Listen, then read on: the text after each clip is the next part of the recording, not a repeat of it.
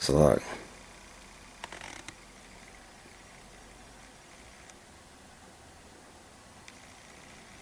Okay. Get to the point. Alright.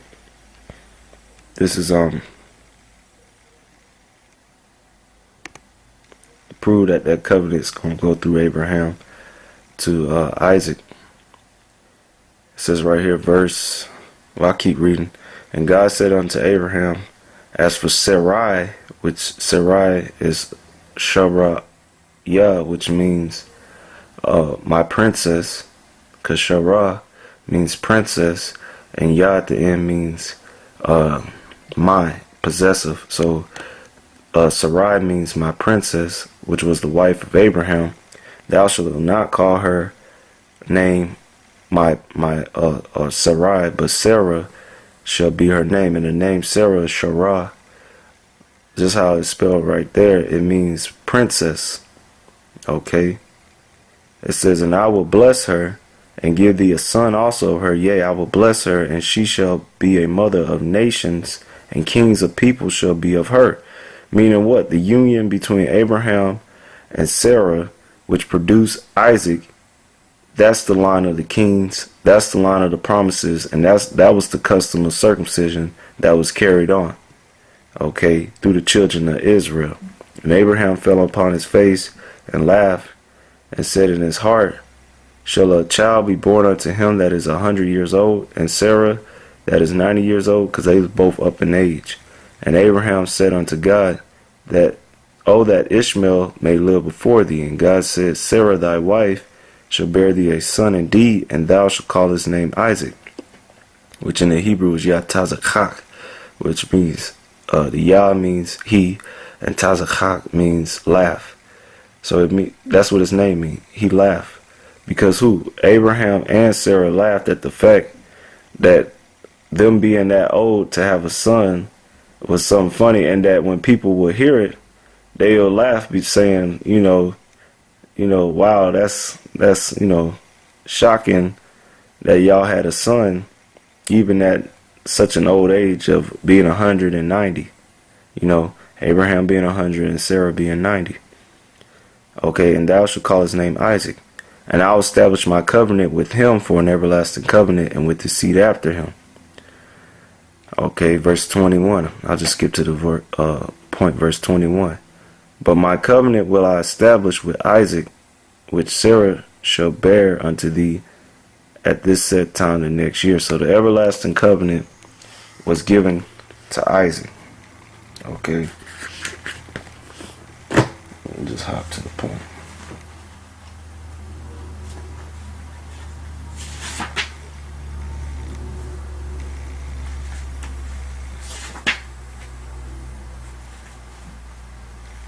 Okay, this is Ecclesiasticus out of the Apocrypha, which is part of the King James 1611, which is part of the original Bible.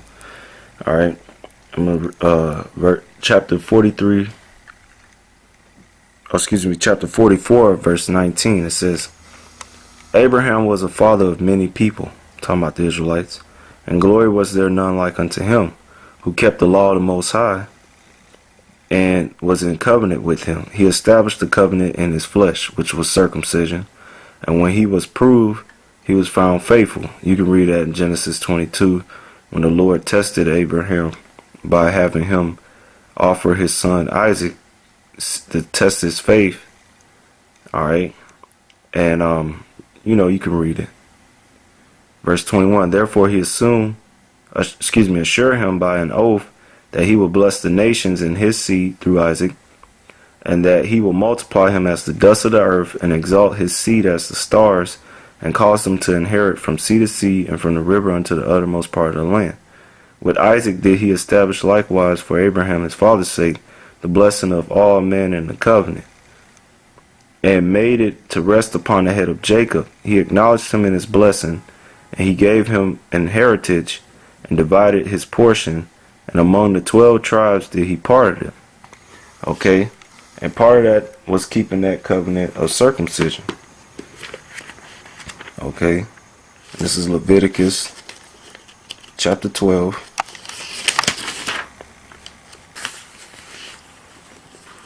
Alright, Salak.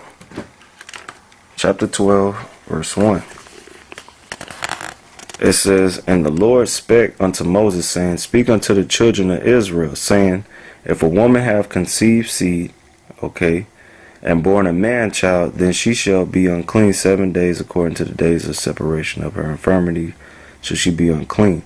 And in the 8th day, the flesh of his foreskin shall be circumcised. Okay. So that proves that custom of circumcision was given to the children of Israel. Okay. So why would, let's read this again, the practice of circumcision, for an example, together with the rite or the custom of circumcision was discovered by Paul Lacio among the Indians of Honduras. Why would the Indians of Honduras, okay, why would they keep the custom of circumcision, which was only given to the chosen line of Abraham, Isaac, and Jacob, and his 12 sons, which is made up the 12 tribes of the nation of Israel? Why would the natives of Honduras be keeping the rite of circumcision if they weren't Israelites? Okay, that the practice of that rite, circumcision, was common in Nicaragua. Why would the natives of Nicaragua be keeping circumcision if they weren't Israelites? You see the madness of these simple ass niggas that come up and say rhetoric talking about Latinos and Native Americans aren't Israelites. To hell with them, man. Okay, to those that can see it, may the Most High bless you. Yahweh Shema Shah Barakatah. Alright, but to the rest of you niggas that can't see it, man, to hell with you. This ain't for you. Alright, you gonna be destroyed. Since the practice of the rite circumcision was common in Nicaragua. Okay, since had been confounded simply to a few individuals. And that proves they're Israelites too, because even amongst the tribes, you still had niggas that was rebellious. Which that's a trait amongst you Negroes, Latinos, and Native Americans. You still had some that refused to circumcise themselves, but for the common part, most of them circumcised themselves. It could scarcely have come to the knowledge of the Spaniards, much less have been a subject of grave inquiry among them. Okay? So if you can't see that the Central Americans, which are Israelites, okay, kept it, then I mean there's no you don't know what you're talking about, man. You can't see it and the Lord ain't dealing with you. Okay, this is Psalms 147:19. He showeth his word unto Jacob, and his statutes and his judgments unto Israel. He hath not dealt so with any nation, and as for his judgments, they have not known them. Praise you the Lord. So if they was heathens, they wouldn't be keeping the rite of circumcision, because they wouldn't do it because it wasn't in their spirit to do it. Okay, but only the children of Israel would want to keep it. Okay, naturally, because they're Israelites. This is 2 Esdras 3:32. And is there any other people that know thee besides Israel? Or what generation have so believed thy covenants as Jacob? Because part of the covenant was keeping circumcision. Alright? And yet their reward appeareth not, and their labor have no fruit. For I have gone here and there through the heathen, the other nations, outside you Negroes, Latinos, and Native Americans, and I have seen that they flow in wealth, and think not upon thy commandments. Weigh thou therefore our wickedness in the balance, and there is also that dwell in the world, and so shall thy name nowhere be found but in Israel. Or when was it that they which dwell upon the earth have not sinned in thy sight?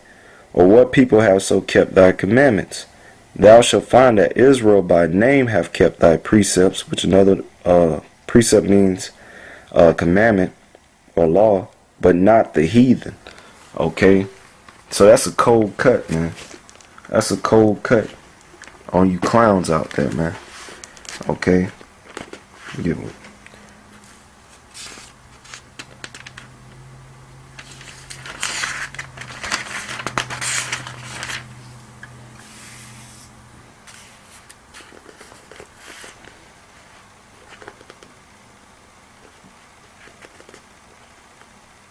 Alright. Get one more. This is Romans 2.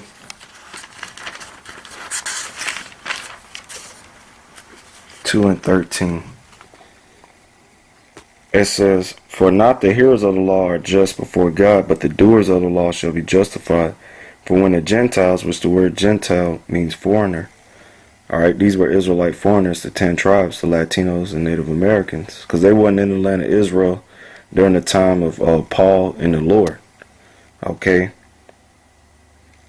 When the Gentiles, the Israelite foreigners, which have not the law, do by nature the things contained in the law, because they're Israelites, these have not the law, are a law unto themselves, which show the work of the law written in their hearts. Okay, because they're in their minds, their mind will tell them, this is the right thing to do. Their conscience also bearing witness, and their thoughts the means while accusing or else excusing one another. Okay, so that's plain, man. I'm going to read it again and I'm going to close out. It says, "The practice of consecration, for an example, together with the rite of circumcision, was discovered by Paulo among the Indians of Honduras. The practice of the rite circumcision was common in Nicaragua, since had it been confined simply to a few individuals, it could sacredly have come to the knowledge of the Spaniards, much less have been a subject of grave inquiry among them."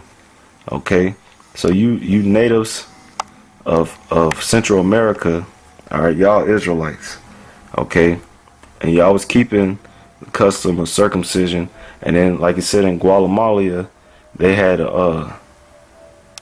evidence, okay, that the Jews or Israelites had presence in that area because of the monarchy of the powerful monarchy of the Guatemalans.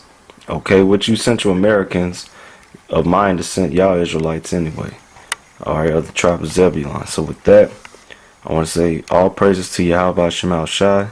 Double honors to the elders. A great millstone taught me this truth.